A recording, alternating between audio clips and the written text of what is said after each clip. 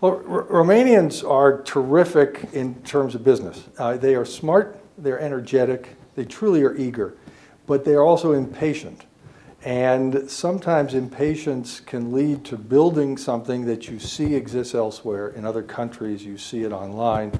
It's a very good idea, it's a very good business idea, but it's not as simple as creating something that looks the same as it does elsewhere.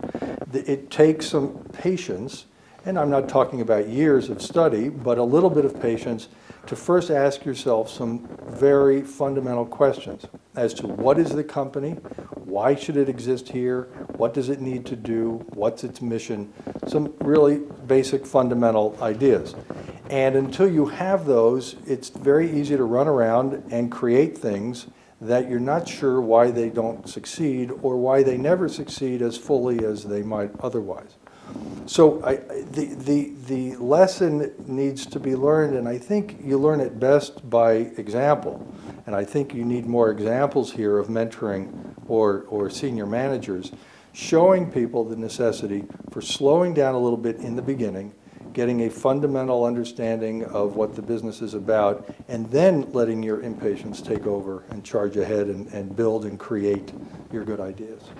It's overestimated the role of expert in our corporate culture. Well, again, first of all, you see that everywhere. You see experts being brought in to any situation in search of an answer. And in the expectation that they will give you sort of the key 3 or 4 things to remember, then you can go home and do those. And it's never that simple. Again, it points to a bit of impatience that you have here, which is understandable given the 25 years or 20 years of real competitive business landscape that exists. You have an impatience about creating, building, being the first, being the biggest, and getting into the marketplace. So you try to take shortcuts, bringing in experts, bringing in trainers, bringing in lecturers that will give you sort of the short way of short-circuiting, if you will, the path to success. And you can't do it. You need to use the experts to bring back their information, but then start, as I say, understanding the real fundamentals of the definition of your business and the definition of what it is you're out to do.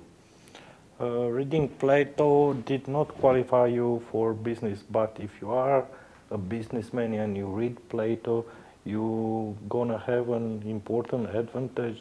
Is this true?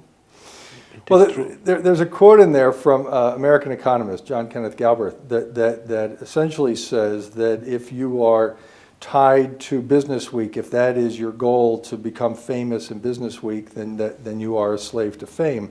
But if you read Proust, then you are destined for greatness. And that is, whether you read Plato or Proust or others, to get a better understanding of society, the wants, the needs of people, the structure of society, how cultural influences can change the marketplace, then you can position yourself among the society into a role that becomes dominant and not simply serving kind of fast food left and right, but building a true operation that exists and succeeds and continues to succeed. And so whether it's Plato, it's up to you, but to read broadly and to understand human nature and where business fits into it and where your skills create a business to take advantage of your skills, that business takes advantage of the current situation in society.